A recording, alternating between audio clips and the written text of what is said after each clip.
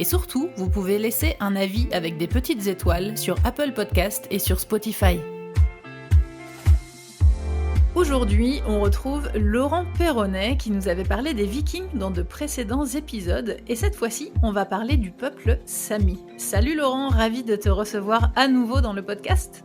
Salut Anne-Sophie, grand plaisir pour moi aussi.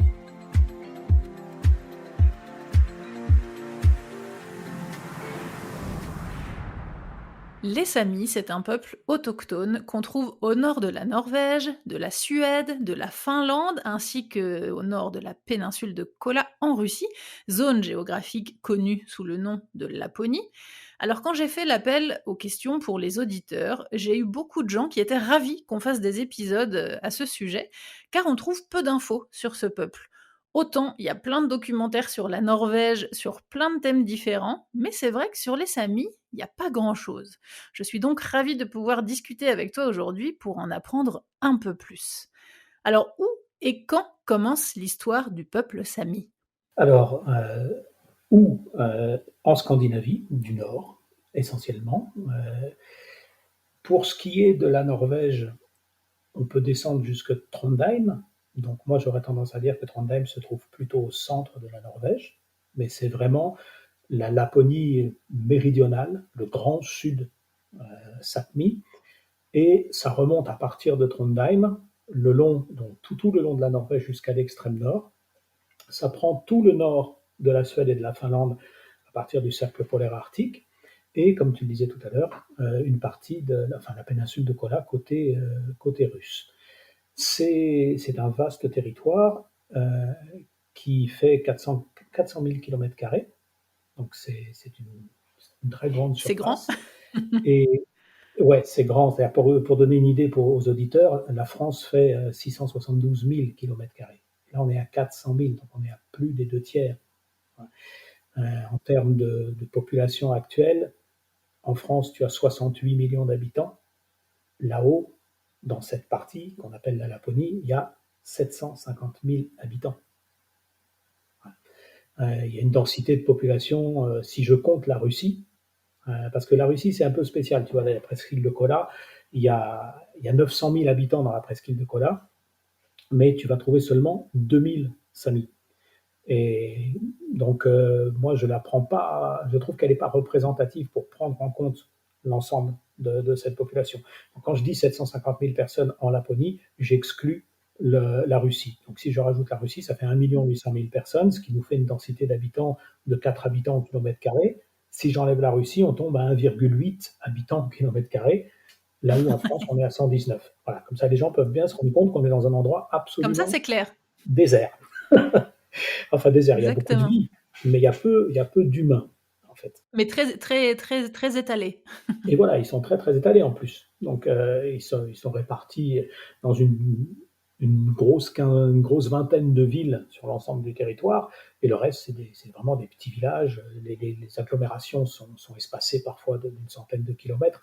C'est vraiment c'est ce qu'on appelle le wilderness, hein. C'est vraiment un endroit très, très vaste, très sauvage, très naturel, Très sauvage, avec, ouais. voilà, avec aussi des contrastes, hein, puisque je pense notamment à la Suède avec des villes comme Kiruna, comme Gällivare, qui sont des grosses villes minières industrielles, qui sont des gros pôles d'industrie, comme ça, posés au milieu de cette nature sauvage. On aura l'occasion peut-être d'y revenir tout à l'heure. Pour revenir sur la question de départ que tu me posais, donc géographiquement, c'est cette partie-là de la Scandinavie, donc la partie nord de la Scandinavie.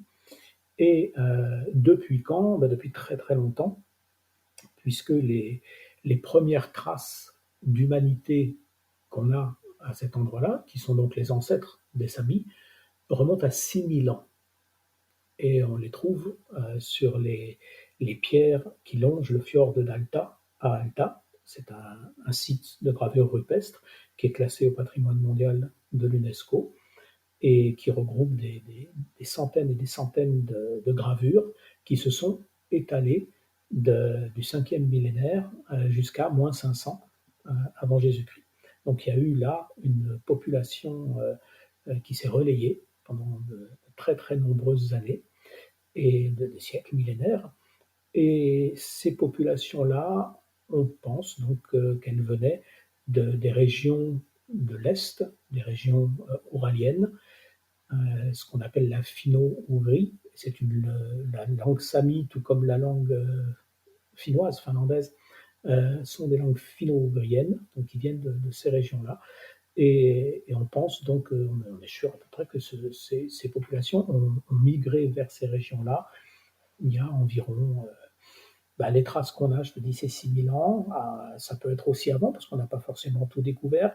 Ce qu'on sait de façon certaine, c'est que jusqu'il y a 10 000 ans, l'ensemble de la Scandinavie était recouverte par, et ben encore plus le nord, 4 kilomètres de glace De en glace, épaisseur. ouais. Voilà.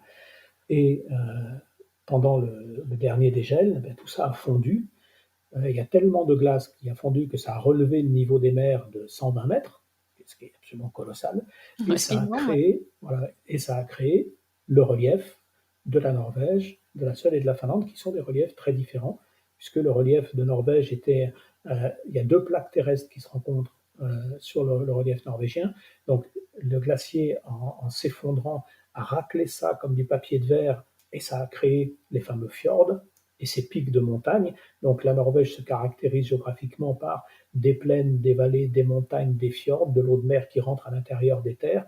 Donc un paysage très contrasté avec des altitudes qui peuvent aller jusqu'à 2500 mètres d'altitude. Du côté de la Suède-Finlande, c'est un peu différent, puisque là, on n'a pas cette double croûte terrestre qui se rencontre. Hein. Côté Norvège, c'est comme si on avait pris deux boules de papier, qu'on les écrase l'une contre l'autre, et puis ensuite on fait fondre le glacier dessus, ce qui n'est pas le cas pour les deux C'est plus autres. plat du coup. Et donc les deux autres, voilà, le glacier a tout écrasé, et il a créé un paysage très plat, avec beaucoup de lacs glaciaires. La Finlande, on appelle ça le pays des 10 000 lacs. Et c'est pas pour rien. Et aujourd'hui, donc Finlande et Suède, c'est essentiellement des lacs et des forêts sur des territoires sur lesquels il y a très peu de montagnes, beaucoup de collines, mais beaucoup moins de montagnes qu'en Norvège. Donc tout ça, c'était il y a 10 000 ans que ça s'est produit. Et tout à fait logiquement, les humains sont arrivés après ce dégel. Quand les terres ont été utilisables, eh bien ils sont arrivés. Et on a les premières traces, donc comme je te disais, 5e millénaire, avant Jésus-Christ. Et est-ce qu'il y a eu dès le départ une différenciation de ce peuple sami sur chaque pays, sur la Norvège, Suède et Finlande? Non, il n'y a pas une différenciation, pas plus qu'aujourd'hui d'ailleurs. Les différenciations qui sont faites entre les Samis, elles sont le fait des gouvernements des pays actuels, qui se sont formés très récemment sur l'échelle de l'histoire. Donc actuellement, les Samis se revendiquent, eux, d'une même culture, et sur leur papier d'identité, ils ont la nationalité du pays dans lequel ils sont nés.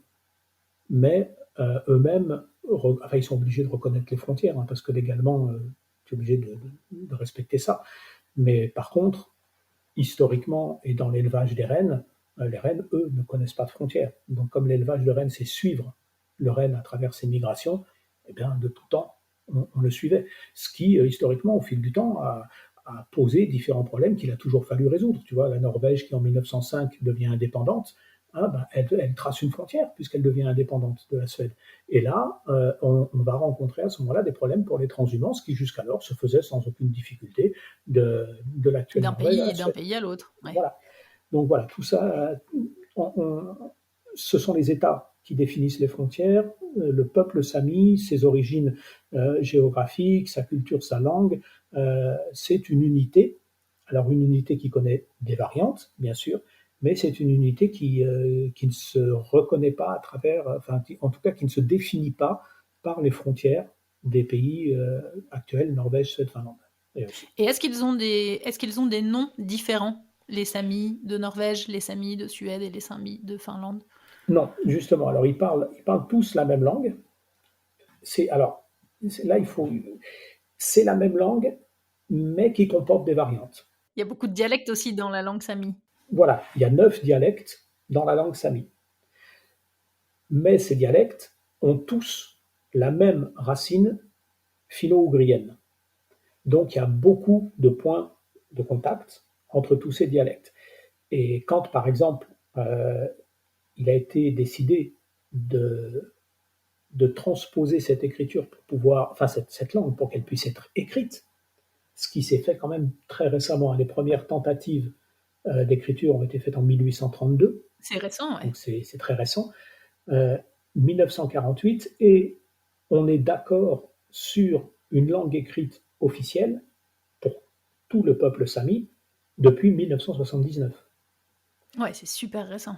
Voilà, et donc on a choisi pour ça, enfin ils ont choisi, Ils ont choisi, ouais. voilà, en accord les uns avec les autres sur un ensemble de délibérations, que ce serait le dialecte qu'on appelle le Sami du Nord, qui est le dialecte majoritairement parlé, qui l'emporterait pour tout ce qui concerne les actes écrits dans les 3 pays.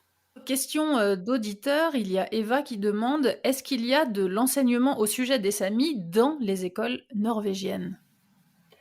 Alors oui, il y en a un et qui est en évolution. Le, le système éducatif, le système éducatif scandinave, norvégien, et c'est un peu pareil chez les Suédois, c'est même tout à fait pareil chez les Suédois et les Finlandais, on ne fonctionne pas comme en France avec des apprentissages qui sont sanctionnés par des notes qui valident ou qui ne valident pas. On a des buts d'acquisition, voilà, des buts d'acquisition pédagogique, et on fonctionne par module d'acquisition, ce qu'on appelle là-bas des buts d'apprentissage. Donc ça forme une espèce de tronc officiel du programme. Donc pendant très longtemps, la culture sami n'a pas fait partie de ces buts d'apprentissage. Pour vous dire, elle fait partie de ces buts d'apprentissage depuis 2 ans seulement. Et son contenu, c'est en fait un contenu comparatif entre les cultures indigènes du monde, dont les Samis. Donc la place des cultures indigènes et minoritaires dans les différents pays du monde, comment elles existent historiquement, politiquement, etc. Donc il y a une étude. Donc c'est englobé avec les autres minorités. Voilà, les Samis sont englobés dans les autres minorités du monde. Donc là, il y a cet apprentissage-là. Depuis que c'est une langue officielle, il y a un apprentissage de base au lycée de la langue sami, des rudiments, hein, c'est une initiation. C'est pas... Pour les auditeurs qui nous écoutent et qui ne connaissent pas ni la langue norvégienne ni la langue sami, c'est complètement différent, hein. Les Norvégiens ne comprennent pas le sami, hein. C'est une autre langue. Absolument, c'est important. C'est plus proche justement du finnois. Du finnois, de l'estonien. Et le suédois, le norvégien, le danois, c'est des langues qui sont indo-européennes, et le sami et le finnois, c'est des langues qui sont finno-ougriennes, et grammaticalement, ça n'a strictement rien à voir. Ça n'a rien à voir, non. Vraiment rien. En primaire, à l'école primaire, on a souvent des contes, parmi les corpus de contes qu'on raconte aux enfants, on leur raconte des contes sami aussi, on les met aussi de temps en temps dans les programmes. Mais jusqu'à il y a 2 ans, on parlait de la culture sami au collège, au lycée, mais on en parlait non pas dans un module d'apprentissage officiel, mais on en parlait dans le cadre de l'enseignement sur les minorités. Ça, c'est valable dans les régions où il n'y a pas de population sami. Parce que, évidemment, dans les régions où habitent les Samis, l'enseignement il est différent. Il y a des écoles spécifiques en Sami, il y a des universités spécifiques dans lesquelles les universités ne sont pas spécifiquement Sami, mais dans les universités, il y a des cursus en langue Sami qui vont jusqu'à des doctorats. Et en fonction des pays, des régions, c'est pas tout à fait la même chose en Norvège, en Suède, en Finlande, mais vous avez soit des écoles mixtes en Laponie, donc écoles mixtes dans lesquelles on va trouver des enfants samis et des enfants non samis, avec apprentissage de la langue sami, et d'autres où vous avez dans une même ville, des écoles sami et des écoles scandinaves. Dans les écoles sami, évidemment, on apprend le sami à fond, plus évidemment tous les éléments du programme scandinave, mais dans les écoles scandinaves, on n'apprend pas forcément le sami, ou simplement quelques rudiments. Voilà. Donc il y a ce dispatching-là dans l'enseignement.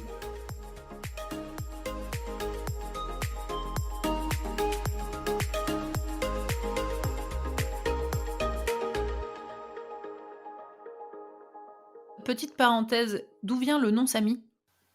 C'est un mot dont l'étymologie, on n'est pas tout à fait sûr de son étymologie. Il y a à l'intérieur de la racine du mot, il y a le mot vent. Et les Samis se définissent eux-mêmes comme le peuple du soleil et du vent. Donc ça, c'est une première racine. Une autre racine le rapproche du finlandais, puisque dans la langue finlandaise, la Finlande se dit Suomi. Et Suomi et Sami, c'est extrêmement proche. Donc, c'est une racine finno-ougrienne dans laquelle on peut retrouver la racine de ce mot vent. Quelle est la différence avec le terme lapon? Pourquoi c'est utilisé? C'était utilisé, pourquoi ça ne l'est plus? Est-ce que c'est mal vu? Quelle est l'histoire de ce nom? Alors, oui, le terme lapon, il a été créé au XVIIe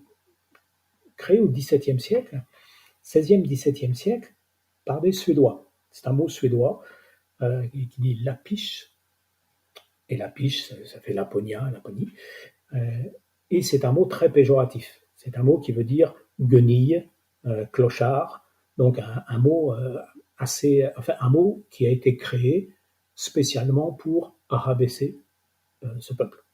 C'est-à-dire que il y a eu plusieurs phases de rencontres entre les Scandinaves et les Samis, et le gros des conflits a commencé au XVIIe siècle. Je dirais pour moi, le tout début, c'est le XVIe siècle. Ça a commencé vraiment avec l'arrivée au pouvoir en Suède de Gustav Vasa, qui décide de faire de la Suède une grande puissance.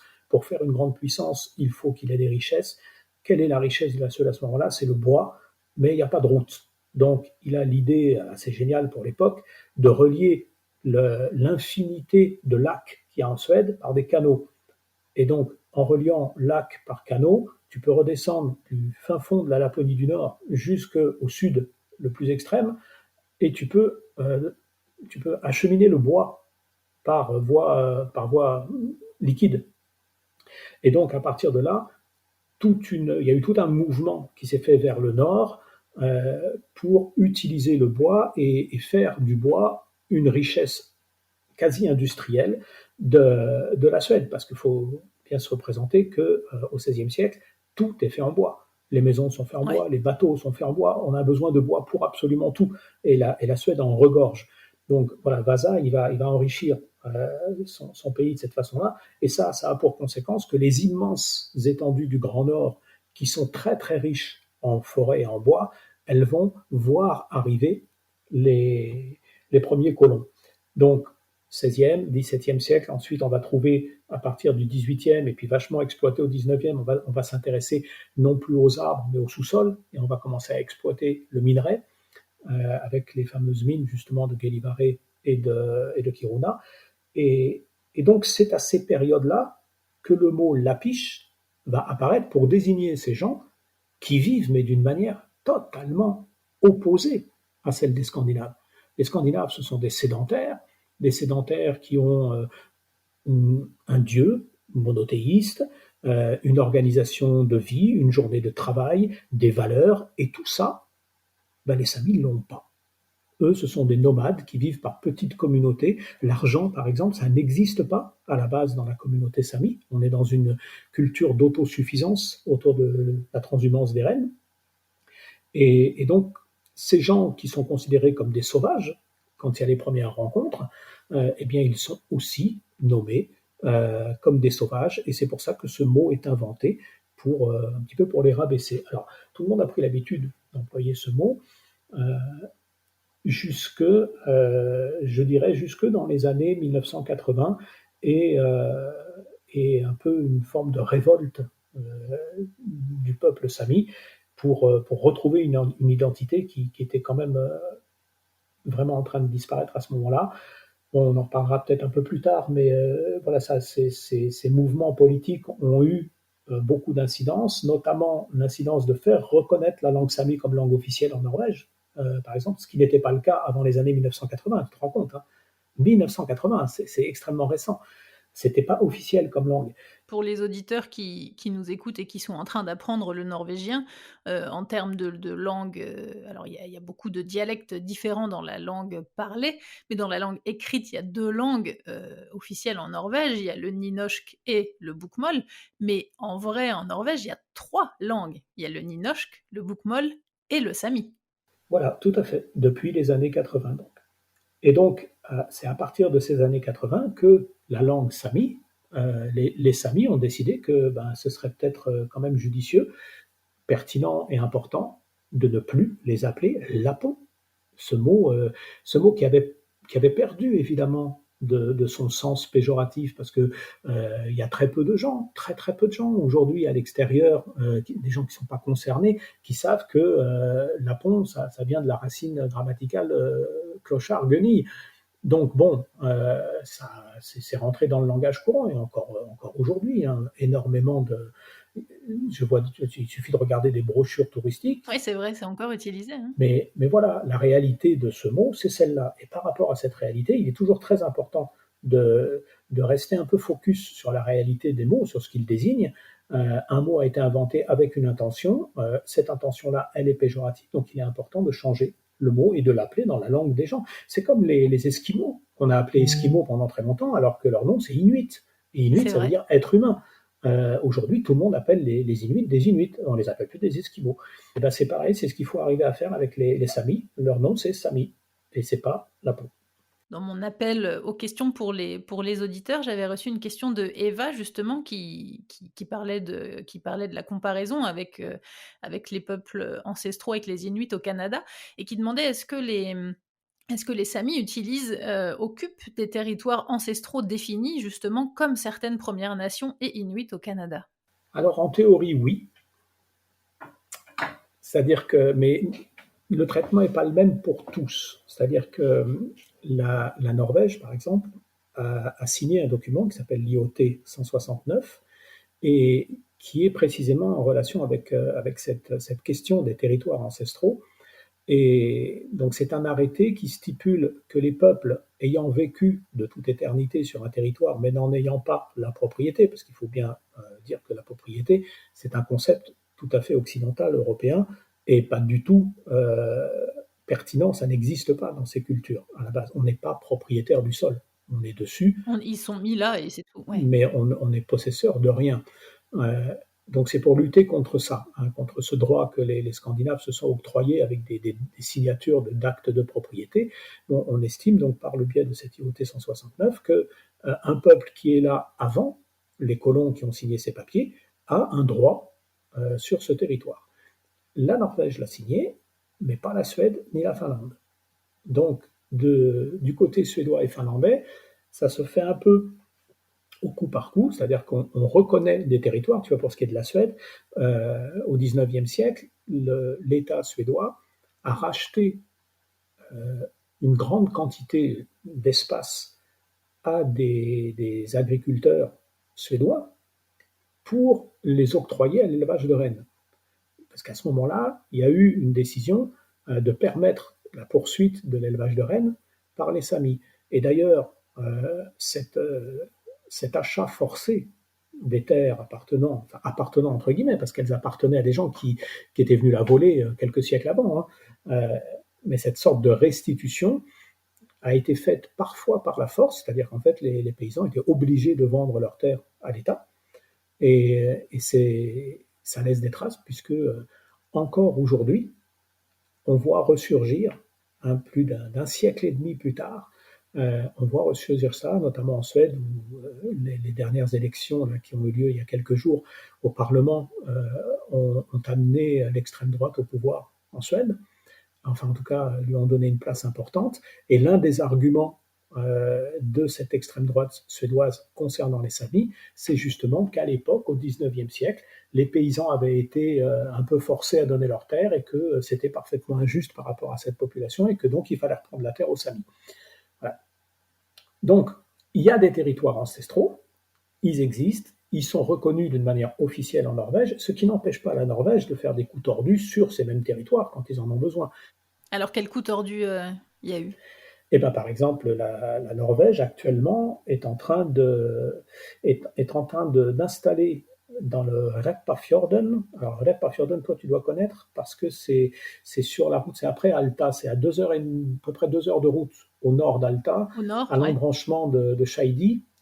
Sur l'embranchement, si tu vas à droite, tu vas sur l'Oldernfjord et tu montes jusqu'au Cap Nord. Si tu vas à gauche, tu vas vers Hammerfest. Et dans cette direction, entre Scheidi et Hammerfest, il y a un fjord, qui est le Repparfjorden. Donc on est en plein territoire sami, et plein territoire de transhumance et de pâturage de rennes pendant l'été. Et Ouais. bien dans ce fjord, il y a du cuivre, et le gouvernement norvégien a décidé de créer une mine de cuivre, donc exploitation du cuivre, ce qui va amener une pollution qui va être préjudiciable aux rennes qui vivent à cet endroit-là. Et ça, normalement, eh bien, l'IoT 169 L'interdit. interdit à l'État norvégien de le faire, parce qu'ils sont justement sur un de ces territoires samis. Ben, ça ne les empêche pas de le faire quand même, avec un argument enfin, qui fait rire, mais qui fait rire jaune et qui montre un petit peu une forme quand même de duplicité de la part de ce gouvernement, puisque le gouvernement norvégien affirme que cette mine-là est un projet écologique. Alors c'est Ouais. difficile de comprendre en quoi un projet qui pollue est écologique. Minier et écologique, ouais. Et ben, l'argument, c'est qu'en fait, le cuivre, puisque la Norvège a décidé qu'en 2025, toute la Norvège passerait à l'électricité pour les véhicules, Ouais. il faut donc du cuivre pour les batteries Pour les électriques. batteries, ouais. Et donc, comme le principe, le projet, c'est un projet écologique de batterie électrique, et ben du coup, la mine devient, elle, écologique. C'est très tordu comme raisonnement. Et donc, bah, pour l'instant, il y La a, fausse écologie, quoi. voilà, c'est de la fausse écologie. Et, les Samis essayent de se battre contre ça, mais c'est assez difficile. Et, ils n'ont pas. Enfin, l'État a pris en 2019 la décision de créer cette mine, et pour l'instant, ils ne sont pas revenus dessus. J'évoquais Hammerfest tout à l'heure. Hammerfest, donc c'est une petite ville, hein, il y a à peu près 3000 habitants, qui est à l'extrême nord. C'est la ville la plus septentrionale de Norvège. Au-dessus, il y a un village qu'on appelle Nixvåg, mais qui a 1000 ou 2000 habitants, je crois que c'est beaucoup moins. Euh, Maintenant, Hammerfest, c'est devenu une espèce de pôle très important pour l'exploitation du gaz et du pétrole. Et il y a des tensions importantes entre les Norvégiens sédentaires qui vivent à cet endroit-là et les éleveurs de rennes qui, eux, ont leurs rennes qui sont là. Et les rennes, ils se promènent, ils limitent dans les propriétés des gens, parce qu'en fait, les gens ont mis des propriétés sur des endroits où c'était réservé aux rennes. Et donc tout ça, ça crée des tensions. Donc, pour répondre à la question de l'auditrice, oui, il existe normalement un cadre de référence qui donne aux Samis une garantie de territoire, mais c'est constamment battu en C'est brèche. pas toujours respecté, quoi. Non.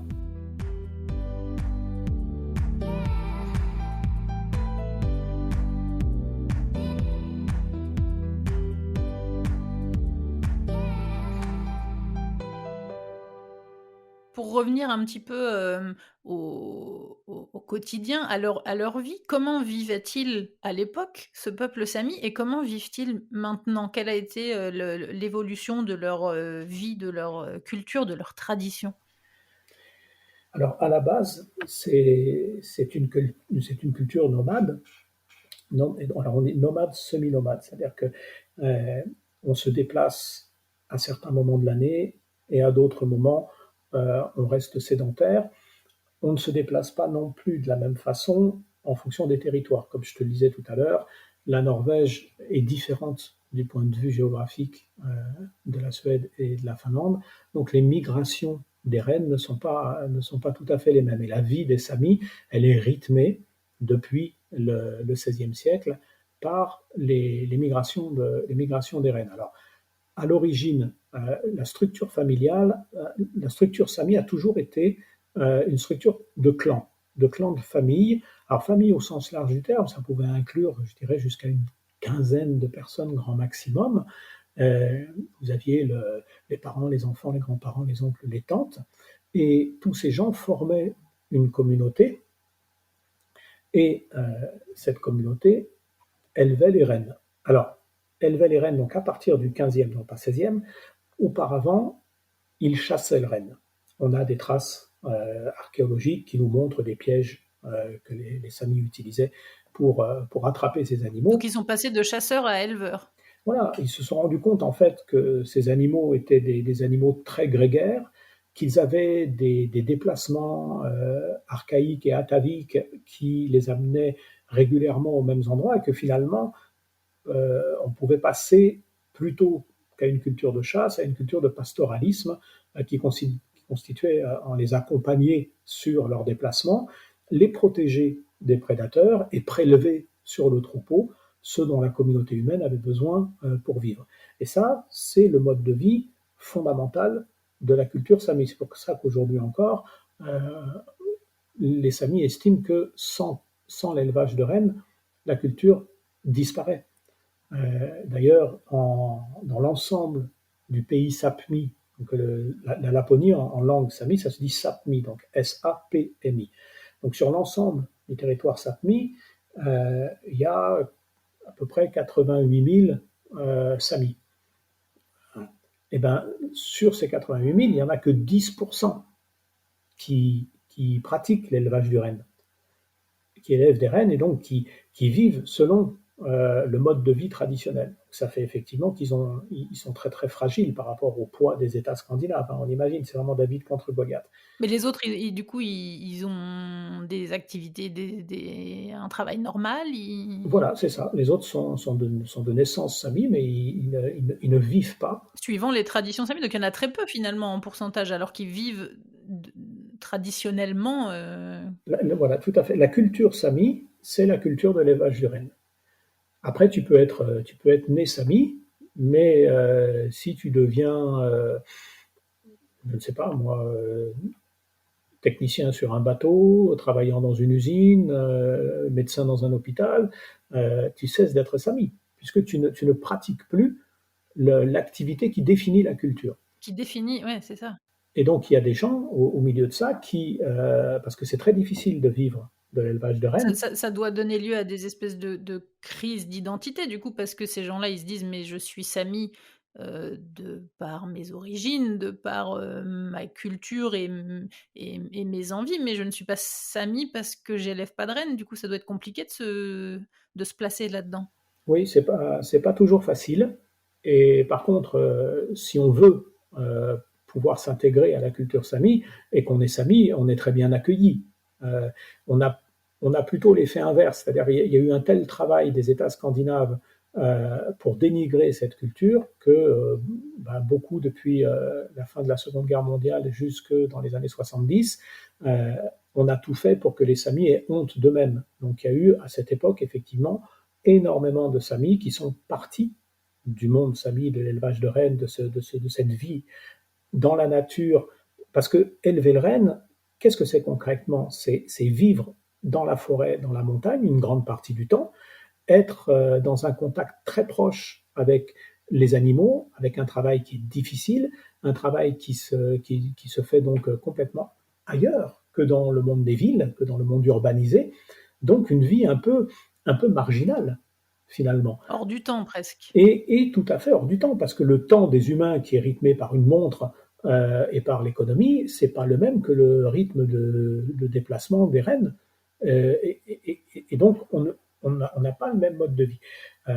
Et donc, dans les années, jusque des années de l'après-guerre, après Seconde Guerre mondiale jusqu'aux années 70, il y a eu un exode assez important.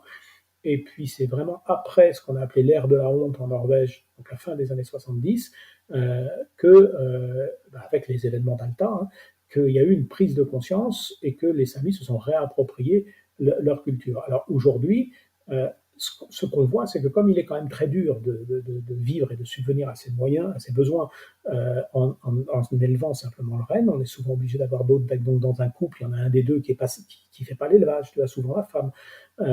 Et puis, des fois, l'homme et la femme ont une autre activité à côté.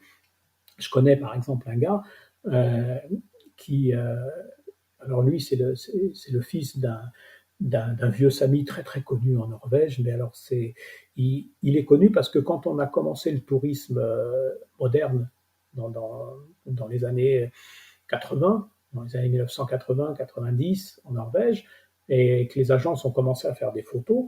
Ils sont allés vers le Cap Nord, et il y a une famille, la famille Sombu, qui a un petit campement. Et ils ont une petite boutique dans laquelle ils vendent des souvenirs, et puis ils ont reconstitué une tente ancienne à l'identique pour que les gens voient à quoi ressemblait, puis ils ont leur maison à côté. Et donc ce monsieur Nils Sombu, il a été pris en photographie à ce moment-là, beaucoup. Et puis on a continué à le prendre en photo, ce qui fait qu'en fait, ce monsieur, qui est un très vieux monsieur maintenant, il n'est pas loin de ses 90 ans, hein, et ben il a sa photo partout. C'est devenu l'emblème des Samis. Sa photo dans des catalogues du monde entier. Et alors le truc, c'est que très souvent on utilise sa photo sans le payer. Hein.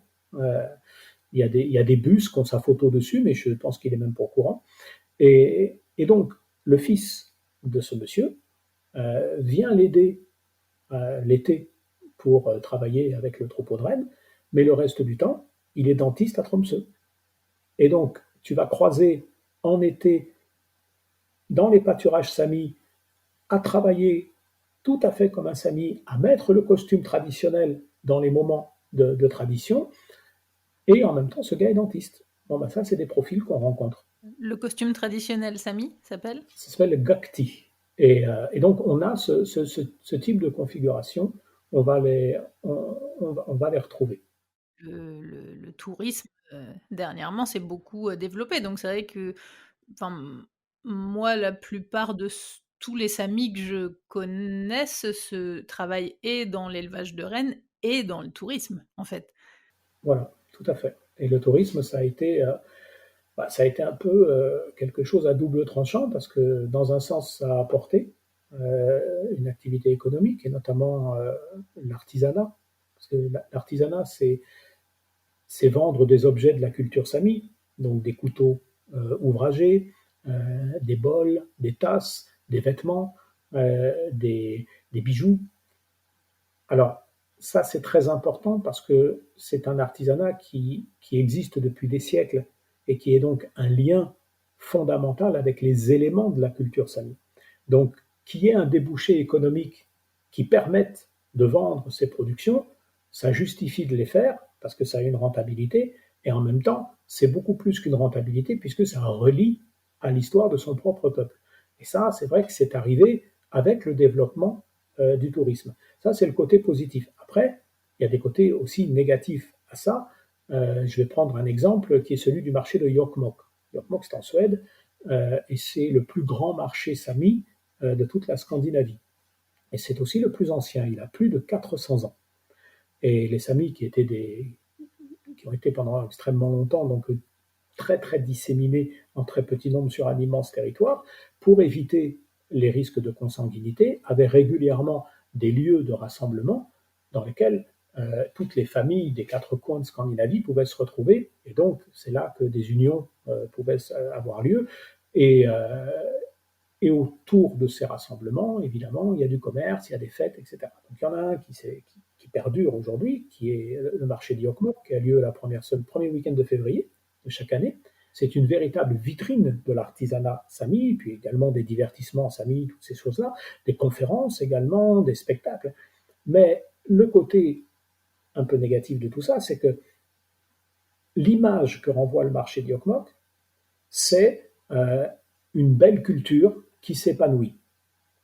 Mais derrière tout ça, il y a un État, l'État suédois, qui appuie sur ce peuple dans l'intention quand même de le faire disparaître. Et ça, c'est masqué. Ça, c'est par exemple l'un des effets négatifs en Suède. En Finlande, un des effets négatifs qui là est encore bien plus grave, c'est que ce soit, tu vois, en Suède, par exemple, seuls les Samis ont le droit d'élever des rennes. Et ça, c'est fondamental. Je disais tout à l'heure que ce qui définit la culture Sami, c'est l'élevage de rennes.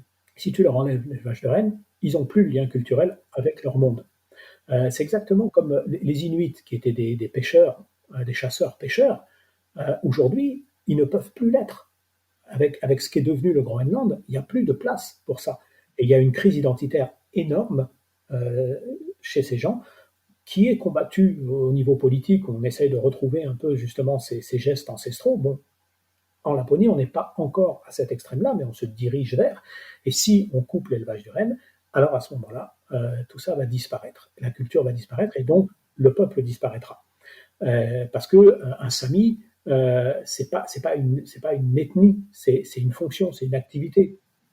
La Norvège a édicté une loi dans le même sens, un tout petit peu plus souple, c'est-à-dire qu'en fait, sur un domaine géographique précis, c'est-à-dire dans tout le territoire Sápmi de Norvège, seuls les Samis ont le droit d'élever des rennes. Dans le centre de la Norvège, centre-sud de Norvège, si des gens veulent élever des rennes, ils ne sont pas obligés d'être Samis. C'est la raison pour laquelle tu as certainement vu, quand tu te promènes dans certains endroits du Jotunheimen, quelques troupeaux de rennes. Ces troupeaux ne sont pas des rennes sauvages, les rennes sauvages sont sur le Hardanger, mais ceux de Jotunheimen, c'est des éleveurs qui ne sont pas Samis. Donc ils ont le droit parce qu'ils sont très très très au sud et qui ne concurrencent pas les Samis du Nord. Mais du côté finlandais, il n'y a pas de loi comme ça. Et le gros problème qu'on a là-haut, c'est que tu as plein d'éleveurs de rennes qui sont absolument pas Samis, qui sont même des fois pas finlandais. Moi, j'ai rencontré un éleveur de rennes qui était polonais. Alors moi, ce qui me dérange, c'est que comme il y a énormément de tourisme, on était en train on faisait une digression sur un peu les dangers du tourisme, c'est que en Finlande, il suffit à n'importe qui, français, allemand, polonais, lituanien, d'endosser un costume Sami euh, pour dire j'élève des Pour se rennes. proclamer Sami, quoi. Et voilà, c'est ça. Et ils font croire aux gens que. Donc il y a une énorme confusion là-haut qui porte préjudice au réel Sami Ah ouais, finlandais. d'accord. Même par rapport aux touristes et tout, du coup, on peut tomber sur des faux Samis, quoi. Ah ben on tombe même. C'est clair que si on s'arrête à Rovaniemi et au village du Père Noël, là où Ouais, 80% du tourisme va, ouais. en Finlande, c'est pas des Samis, hein, quasiment pas. C'est pas des Il faut vrais monter, Samis, ouais. il faut monter encore 350 km au nord, et les deux communes réellement Samis de Finlande, c'est Ivalo et Inari. Inari où il y a le Parlement, et Ivalo où il y a une forte communauté. Et c'est à cet endroit-là que les gens sont. Mais pour le reste, ça crée une confusion. Ça rejoint une autre question qu'Eva avait posée, qui demandait quelles sont les relations entre les Samis et les Norvégiens. Et c'est vrai que pour moi, c'est très bizarre parce que vivant ici, j'ai rencontré pas mal de Samis lors de mes déplacements, pas tant en tant que guide, mais plutôt en tant que fixeuse, quand je travaillais pour des productions françaises pour aller filmer des documentaires. Et c'est vrai que tous les Samis que j'ai rencontrés au nord de la Norvège me disaient mais moi je suis pas norvégien, Ouais, je suis Sami. ben oui. Et du coup c'était difficile pour moi de comprendre parce que je disais oui mais enfin t'habites en Norvège. Ils disaient non, j'habite en Sápmi.